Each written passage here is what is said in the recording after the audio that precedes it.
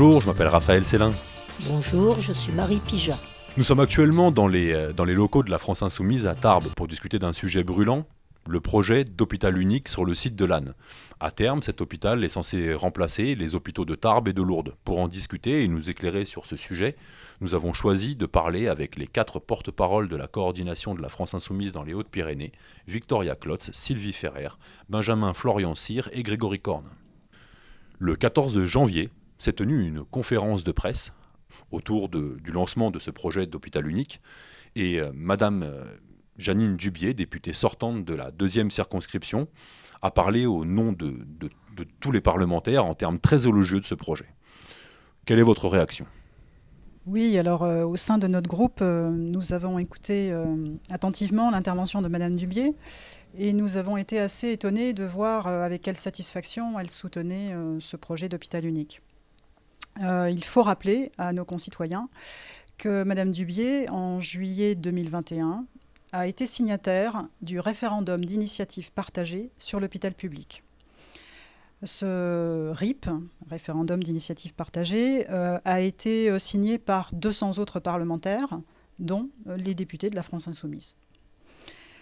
Cette proposition de loi, qui a été portée par l'association Notre Hôpital C'est Vous, demande de garantir un accès universel à un service public hospitalier. Elle propose, entre autres, d'articuler la politique de santé autour des besoins des populations et surtout en l'adaptant au territoire. Alors, il nous semble que les 2 postures de la députée illustrent l'incohérence des politiques de santé qui sont menées dans ce pays depuis bientôt une vingtaine d'années. Comment peut-on réclamer une loi pour un accès à tous à l'hôpital tout en fermant 2 hôpitaux de proximité ? Sylvie, ce projet, c'est quoi précisément ? Alors, le projet d'hôpital commun à Lannes consiste à la construction d'un nouvel établissement sur la commune de Lannes. Donc, cette commune est située entre Tarbes et Lourdes et proche de la 2x2 voies. Donc, cet hôpital viendra à la place des 2 hôpitaux de proximité, donc situés en plein centre de Tarbes et en plein centre de Lourdes. Son coût est actuellement estimé à 270 millions d'euros, sans compter les frais d'assainissement, la construction du réseau d'eau, la construction du réseau électrique et aussi les transports publics pour y accéder, ainsi que d'autres aménagements routiers, en plus de certains qui ont déjà été construits. Et toi, Benjamin, peux-tu nous dire qui le porte ? Oui, alors ce projet d'hôpital unique est porté par le directeur des hôpitaux de Tarbes et de Lourdes, en la personne de M. Bourriat, par le directeur de l'ARS Occitanie, M. Ricardo, par les 4 parlementaires du département, Mme Dubié, M. Saint-Pastous, Mme Carrère et Mme Artigalas, mais aussi par le président du conseil départemental, Michel Pellieu, ainsi que les maires des villes de Tarbes et de Lourdes, M. Trémège et M. Lavitte. Sylvie, mais pourquoi soutiennent-ils ce projet ? Alors, les élus défendent la construction d'un nouvel hôpital, car, disent-ils, c'est important d'avoir un hôpital neuf, moderne, bien équipé, qui attire les praticiens et qui plus est proche de l'aéroport. Et puis, disent-ils, nous aurions bien aimé conserver les 2 hôpitaux, mais avec 50 millions de déficit, c'est impossible. Ils nous annoncent une amélioration de l'offre de soins, mais en réalité, c'est tout le contraire. Car en fait, 1 + 1 ne fera pas 2. C'est au final possiblement moins de lits et moins de personnel pour une population en augmentation et vieillissante. Alors en fait, l'hôpital unique de Lannes répond à une logique qui est celle des politiques de santé publique appliquées depuis 25 ans et qui consiste à allouer des budgets à l'hôpital public systématiquement inférieurs aux véritables besoins. D'où un endettement inévitable qui se creuse chaque année. Cela empêche des investissements et oblige les hôpitaux à faire des économies sur les rénovations, à supprimer des lits, des postes de soignants et d'administratifs, au détriment de l'offre de soins aux usagers. Greg, Quel impact cela va-t-il avoir pour la collectivité ? Alors l'impact, bon, on le comprend bien, il va être négatif.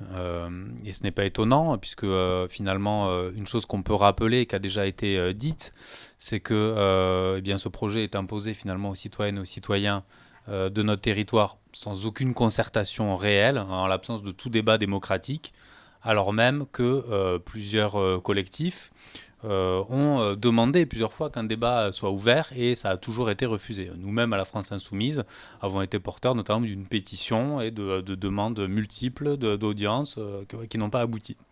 Donc c'est bien une décision autoritaire avec des conséquences qui sont des conséquences négatives pour le territoire. Le premier problème qui va se poser, c'est un problème écologique. D'abord sur le site, qui va subir une bétonisation avec un impact lourd sur l'écosystème. D'autant plus qu'il y aura nécessairement une intensification des transports, avec, on le verra, l'allongement des temps de trajet, et les nuisances et pollutions sonores, atmosphériques, etc. qui vont avec. Donc premier problème, déjà un problème écologique sur le site. Deuxième problème, c'est la question du coût. On a assisté à une véritable opération de communication qui a été rondement menée, avec un effet d'annonce par Emmanuel Macron qui s'est déplacé lui-même localement pour annoncer une subvention présentée comme colossale. Tout ça pour finalement faire passer la pilule, alors même qu'on sait très bien que le coût annoncé est nettement sous-estimé. Et on peut même sans doute parler de tromperie sur les chiffres. En effet, dans ce type de construction de superstructure, on est presque toujours sur une sous-estimation des coûts, d'autant que là, il va falloir prévoir un agrandissement de la station d'épuration de Loueil, 2 nouvelles lignes de bus pour relier l'hôpital à Tarbes et à Lourdes, et également la déconstruction du site existant à Tarbes. Donc, évidemment, au final, comme le disait Sylvie, les collectivités locales devront mettre la main à la poche sur cette opération. Alors Grégory, tu nous as parlé d'un allongement du temps de trajet. Nous, on s'est intéressé à 4 exemples. On a pris comme distance et comme trajet en partant de Gèdre pour aller à ce futur hôpital, mais aussi de Lamongie, de Arins-Marsous et de Castelnau-Magnoac. Est-ce que tu peux nous éclairer un petit peu plus sur cette question ? Oui, les distances seront allongées de manière tout à fait significative, en particulier pour les personnes qui se trouvent à l'extrême sud du département, donc en fond de vallée, mais aussi ceux qui habitent à l'extrême nord. Ces temps de distance et donc de trajet finalement allongés vont entraîner des problèmes que tout le monde peut effectivement saisir, qui sont des problèmes très graves, des problèmes de perte de chance, finalement pour les personnes qui ont besoin d'une assistance rapide, des problèmes également qui sont liés aux accouchements, qui défraient régulièrement la chronique, et voilà, auxquels on va avoir droit ici aussi. Et enfin, des difficultés au quotidien pour les malades qui doivent se rendre régulièrement à l'hôpital, et en particulier pour les personnes âgées. Ça a été dit, on est dans un bassin de population qui est vieillissant, et donc bien finalement, ce type d'hôpital unique semble peu adapté pour notre territoire. Et enfin, bien, ces problèmes de temps de trajet vont se poser d'une manière peut-être encore plus grave pour les services finalement de secours et pour les pompiers, où là, on va véritablement aller vers une mise en danger très concrète de la vie des personnes assistées, alors même que la situation pour les services de secours est déjà difficile. On a vu ainsi des temps d'attente aux urgences qui sont proprement inacceptables dans la situation déjà actuelle, donc qui vont s'aggraver avec cet hôpital unique. Benjamin, penses-tu que ce nouvel hôpital est vraiment adapté à la situation locale ? Non, justement, puisqu'il est très largement sous-dimensionné. On assiste depuis longtemps à une diminution du nombre de personnel et de lits sur les hôpitaux de Tarbes et de Lourdes. En effet, d'après les salariés de l'hôpital, il faudrait ouvrir 56 temps plein pour pallier au manque de lits liés aux congés et de personnel, et ainsi permettre de maintenir les lits ouverts en permanence. En réalité, l'effectif prévu à l'ANA vient entériner cette situation de sous-effectif systémique. C'est aussi un projet minimaliste, insuffisant pour compenser les fermetures associées aux urgences de Lormeau et de Bagnères, notamment la nuit. Alors Grégory, ce projet va-t-il renforcer le service public hospitalier ? Non, au contraire, il va affaiblir le service public, et ce, au grand bénéfice du secteur privé. On assiste à une tendance nationale depuis un certain temps qui se vérifie localement, c'est le développement de la médecine ambulatoire. Et ce, au détriment finalement de l'accueil de nuit, qui est le seul accueil véritablement sécurisé des patients. Ainsi, il est prévu qu'en 2022, le taux de chirurgie ambulatoire se monte à 70% du total au sein des établissements de santé, alors qu'au milieu des années 90, on était à environ 20%. Or, cette logique n'est pas du tout adaptée à une population vieillissante comme la nôtre, qui a besoin d'un suivi beaucoup plus sérieux et sur plusieurs jours en post-opératoire. Bon. Et de plus, cette tendance donc, au développement de la médecine ambulatoire va favoriser le secteur privé qui s'est spécialisé là-dessus.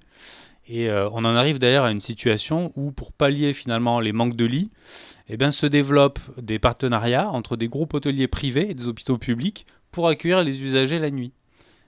Donc c'est évidemment une situation totalement scandaleuse et qui véritablement nous pend au nez à l'âne.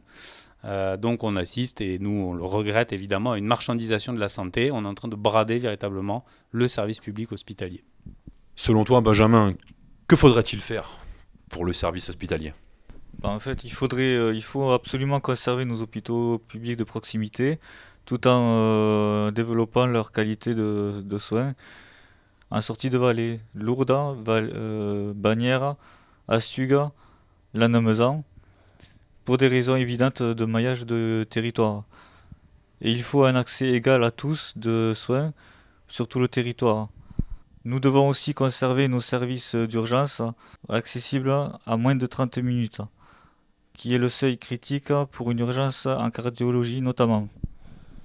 Tarbes doit aussi conserver son hôpital, parce que si celui-ci disparaît, ça veut dire qu'il n'y a plus d'hôpital public dans une préfecture, mais seulement une clinique. Ce n'est pas comme ça que nous, à l'Union populaire, nous envisageons la santé. Ce n'est pas une marchandise, mais un bien commun. Que préconise le programme L'Avenir en commun, Victoria ?